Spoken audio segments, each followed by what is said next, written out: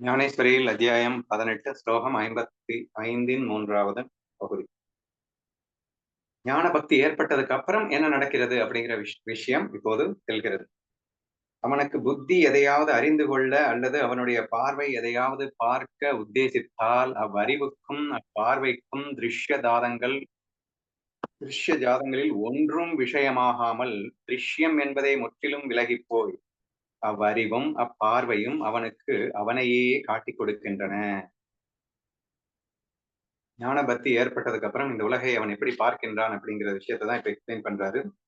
எதையாவது அவன் அறிந்து கொள்ள அல்லது அவனுடைய பார்வை எதையாவது பார்க்க உத்தேசித்தால் திருஷ்யம், அதாவது திருஷ்ய ஜாதகங்களில் அவனுக்கு ஒன்றும் விஷயமாகாமல் திருஷ்யம் என்பதே முற்றிலும் விலகி போய் அவ்வறிவும் அப்பார்வையும் அவனுக்கு அவனையே காட்டிக் கொடுக்கின்றன.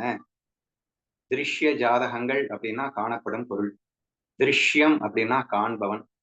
இந்த ரெண்டுக்கும் காண்பவன் காணப்படும் பொருளுக்கு இடையில காண்பது என்கின்ற அந்த அறிவு அல்லது செயல், இந்த மூன்றும் தான் பொதுவாக எல்லா டே டு டே லைஃப் நம்ம எல்லாமே வாழ்ந்துட்டு இருக்கிறது இதெல்லாம் தேவைப்படுது. சப்ஜெக்ட், ஆப்ஜெக்ட், ஆக்ஷன் அப்படின்னு சொல்லிட்டு. ஆனா இங்க இந்த ஞான பக்தி ஏற்பட்டதுக்கு அப்புறம் அவனுடைய நிலைமை என்னவா மாறுதுன்னா, திருஷ்யம் திருஷ்ய ஜாதகங்கள் திருஷ்ய ஜாதகங்களாக இருப்பது தன்னை தவிர வேறொன்று இல்லை என்று அவன் புரிகின்றான். திருஷ்யமும் திருஷ்ய ஜாதகங்களும், காண்பவனும் காணப்படும் பொருளும் இங்கே ஒன்றாகி காண்பது என்ற செயலும் கூட அதுவும் அதுவேதான் செய்து கொண்டிருக்கிறது என்பது போன்ற ஒரு அனுபவம் அவனுக்கு ஏற்படும் அப்படின்னு சொல்லியிருக்காரு. அவ்வறிவும் அப்பார்வையை அவனுக்கு அவனையே காட்டிக் கொடுக்கின்றன. கண்ணாடியில் பார்ப்பதற்கு முன் எந்த முகம் இருந்ததோ அதே முகம் கண்ணாடியில் பார்க்கும்போது பார்க்கப்படுதல் போலே அவன் பார்க்க தொடங்கினால் அப்பார்வை அவனையே அவனுக்கு காட்டிக் கொடுக்கிறது. கண்ணாடிக்கு முன்னாடி எந்த முகம் இருந்தது, கண்ணாடிக்கு அப்புறம் அதே முகம்தான் இருக்க போகுது. இதை என்ன சொல்றாரு அப்படின்னா, அவ்வியக்தமாக இருக்கும்போது பிரம்மம் இருந்தது, அதுவேதான் வியக்தமாய் வந்திருக்கு. அது வியக்தமாய் வந்த உடனே அது வேறையா மாறிடுமா? எப்ப நீ கண்ணாடியில பிரதிபிம்பத்து தோன்றின உடனே உன்னுடைய பிரதிபிம்பமும் நீயா வேற வேறையா மாறிடுமா? நீதானே பிரதிபிம்பம் அளித்து தோன்றுகின்றாய். அப்ப இந்த உலக மாயையாக தென்படும் போதும் கூட யார் அங்கே தென்பட்டுக் கொண்டிருக்கிறார்கள்னா பிரம்மம் தான் இங்கே மாயையாக இருக்கின்றது. இப்ப தான் ஞான பக்தியின் மூலமாக அனைத்தும் ஒன்று என்ற அந்த நிலையை உணர்ந்து விட்டிருக்கின்றான். அவன் பிரம்ம நிலைக்கு வந்திருக்கின்றான். அப்போ பிரம்ம நிலையில் இருக்கும் போது இவனேதான் இங்கே காணப்படும் பொருளாக பிரதிபலித்துக் கொண்டிருக்கின்றான். இருப்பதும் காண்பவனாகவும் இவனேதான் இருக்கின்றான், காணப்படும் பொருளாகவும் இவனேதான் இருக்கின்றான், அந்த செயலை செயல்புரிபவனாகவும் இவனேதான் இருக்கின்றான் என்ற ஒரு நிலை ஏற்பட்டு விட்டது. இது ஃபர்ஸ்ட் ஒரு தியரியா சொல்லிட்டாரு. அதுக்கு என்ன எக்ஸாம்பிள் சொன்னாரு? கண்ணாடிக்கு முன்னாடி நான் இருந்தேன், சரி, கண்ணாடியில பாக்குறதுக்கு முன்னாடி நான் இருந்தேன், இப்ப கண்ணாடியில நான் பாத்துட்டு இருக்கேன். கண்ணாடியில நான் பாத்துட்டு இருந்த உடனே நான் ரெண்டாயிடுவேனா? அங்க என்னை விட்டு தனியா இன்னொன்னு வந்துட முடியுமா? ஆனா நான் தான்ப்பா அங்க அந்த மாதிரி இருக்கேன் அப்படிங்கிறது எப்படி நமக்கு புரியுதோ அப்படி அவன் உணர ஆரம்பிக்கிறான். இந்த உலகை காணும் போது தன்னை விட்டு வேறாக அவனால எதையுமே பார்க்க முடியாதுன்ற ஒரு அற்புத ஸ்திதியை அவன் பெறுகின்றான்னு புரிஞ்சுக்கோங்க. கண்ணாடியில் பார்ப்பதற்கு முன் எந்த முகம் இருந்ததோ அதே முகம் கண்ணாடியில் பார்க்கும் போது பார்க்கப்படுதல் போலே அவன் பார்க்க தொடங்கினால் அப்பார்வை அவனையே தான் அவனுக்கு காட்டி கொடுக்கிறது. எப்போது பார்வையானது திருஷ்ய வஸ்து ஒன்றையும் காட்டி வைக்காமல் திருஷ்டாவையே காட்டி வைக்கிறதோ அப்போது ஒரே வஸ்துவே ஏற்பட்டு போவதால் பார்க்கிறவனா இருக்கையும் திருஷ்டத்துவமும் இல்லாமல் போகிறது.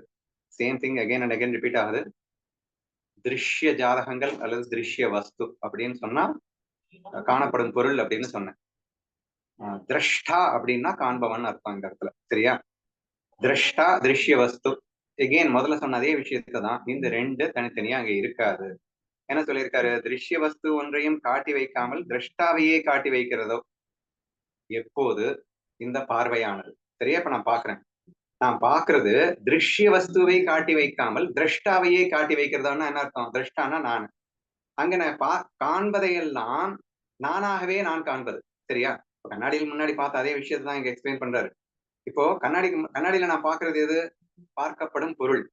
ஆனா பொருள் எது? என்னத்தான் பாக்குறேன் நான். அப்போ காண்பவனும் காணப்படும் பொருளும் ஒன்றாகி விட்ட நிலை.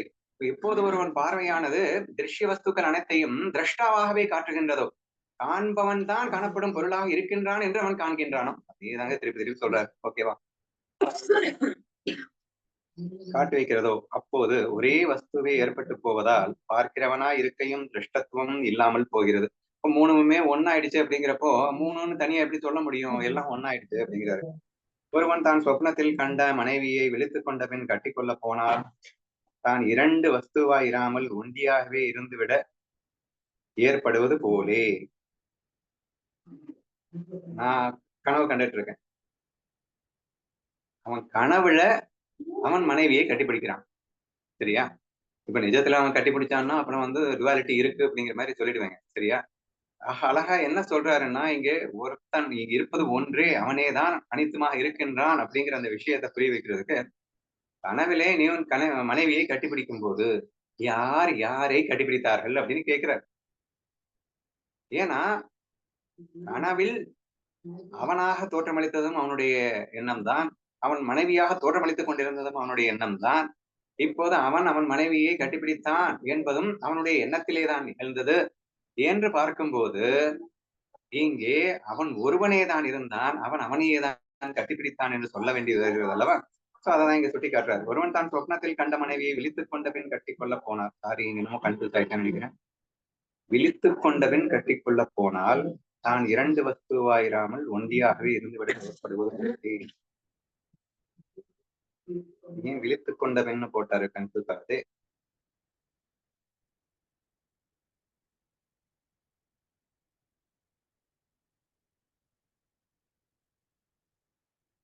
ஞான விழிப்புன்னா 100% பொருந்தும். அல்லது ஏதாவது மிஸ்டேக் இருந்தா நான் பார்த்து சொல்றேன். ஞான விழிப்பு என்றால் ஓகே. விழிப்பு ஏற்பட்ட வஸ்து ஞான விழிப்பு ஏற்பட்டதுக்கு அப்புறம் நான் பிறன் என்ற அந்த வித்தியாசமே இல்லாமல் ஒண்டியாகவே இருந்துவிட ஏற்படுவது போலே அப்படின்னு சொல்லலாம். அல்லது விழித்துக் கொண்ட பின் அப்படிங்கிறது இல்லாம தூங்கிட்டு இருக்கும் போதும் இருந்தா 100% ஷூட் ஆகுது. நான் மற்ற டிரான்ஸ்லேட்டட் புக்ஸ்ல என்னன்னு பார்த்துட்டு வேணா நாளைக்கு சொல்றேன். நீங்க புரிஞ்சுக்க வேண்டியது அத்வைதம் தானே இப்ப நம்ம சித்தாந்தத்தை பார்த்துட்டு இருக்கோம். சோ இங்கே கனவிலே நீ காணும் அத்தனையும் நீயே தான் என்ற ஒரு விஷயத்தை மட்டும் நீங்க புரிஞ்சுக்க ட்ரை பண்ணுங்க. அல்லது இரண்டு சட்டைகள் உராய்ந்து கொண்டு நெருப்பு ஏற்பட்ட பின் இரண்டும் நெருப்பாகவே ஆகி விட்டு இரண்டென்ற பேச்சுக்கு இடம் இல்லாமல் போவது போல. இந்த எக்ஸாம்பிள் ஈஸியா புரியுது. ரெண்டு சட்டை இருக்கு, ரெண்டுலயும் நெருப்பு பத்திக்கிச்சு எரிய ஆரம்பிச்சிடுச்சு. ரெண்டு பத்திக்கிட்டு எரியும் போது எந்த சட்டை எரியுது, எந்த சட்டை எரியல, இந்த சட்டை அந்த சட்டைன்னு உங்களால பிரிச்சு காக்க முடியுமா? நெருப்பே சட்டையாக இருந்தது என்று புரிந்து கொள்ள வேண்டியதாக இருக்கின்றது அல்லவா? சோ அப்படி அது இரண்டென்ற பேச்சுக்கு இடமில்லாமல் போவது போலே சூரியன் ஜலத்தில் தோன்றும் தன் பிரதிபிம்பத்தை கையால் பிடித்துக் கொள்ள புகுந்தால் பிரதிபிம்பம் இல்லாமல் போவதுடன் தனக்கு முன்னிருந்த பிம்பத்துவமும் நஷ்டமாய் போய்விடுதல் போலே. சூரியன் ஜலத்தில் தோன்றும் தன் பிரதிபிம்பத்தை கையால் பிடித்துக் கொள்ள வேண்டும் என்று ஆசைப்பட்டால் நடக்குமா? ஏன்னா இதுதான் அது. அப்புறம் எப்படி அது வேற என்ன நினைக்க முடியும்?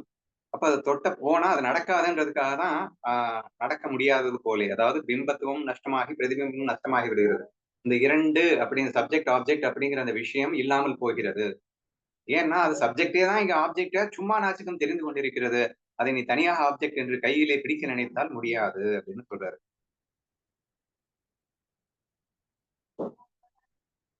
நஷ்டமாய் போவது போலே நானாகி போன அந்த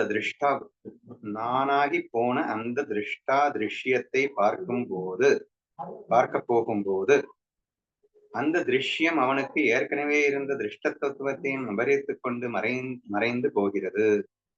அகெயின் அண்ட் அகெயின் ரிப்பீட்டடா சேம் திங் தான் வருது. திருஷ்யத்துவம்னு கன்ஃபியூஸ் ஆகாதீங்க. காண்பவன் காணப்படும் பொருள். இவன் காண புகும்போது காண்பவனும் நானே, காணப்படும் பொருளும் நானே, அந்த காண்பது என்ற செயலும் நானே அப்படிங்கிற ஃபீலிங் தான் அவனுக்கு மீண்டும் மீண்டும் வருகிறது என்பதைத்தான் சுட்டிக்காட்டுகிறது. சூரியன் அந்தகாரத்தை இருட்டை பிரகாசம் செய்து வைக்க புகுந்தால், அதாவது அந்தகாரத்தைனா இருட்டைன்னு அர்த்தம், பிரகாசம் செய்ய புகுந்தால் அந்தகாரம் போய்விடுவதோடு சூரியனுக்கு இருந்த பிரகாசம் செய்து வைக்கும் தன்மையும் இல்லாமல் போகிறது. அதாவது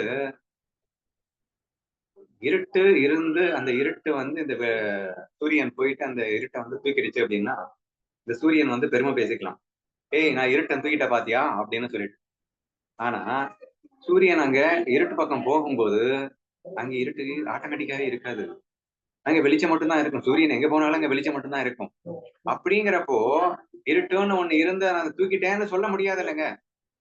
so when there is no object, how could I say that I am a subject?